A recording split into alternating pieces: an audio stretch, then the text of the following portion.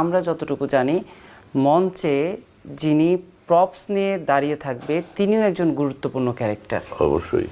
তো সেই জায়গা থেকে আসলে শিল্পকলার মহাপরিচালক যখন বলে একটি ছোট ক্যারেক্টার, সেটা আসলে তিনি কি ভেবে বলতে পারেন? আসলে আপনার কাছে বিষয়টা কেমন লেগেছে যখন আপনি এটা শুনেছেন? আমার কাছে বিষয়টা একটা গোঁজামিল। ওখানে ওনারই শিল্পকলার একাডেমির ভেতরে একটা বাহিনী, পেটোয়া বাহিনী হয়েছে, সেটা বড় না, ৩-৪ জনের একটা পেটোয়া বাহিনী হয়েছে এবং বাইরের থেকে ভাড়া করা কিছু লোক নিয়ে ওখানে হামলা চলে এবং এই জায়গাটাকে ডিস্টার্ব করে দিতে পারলে আমাদের নাট্যচর্চা ব্যাহত হবে।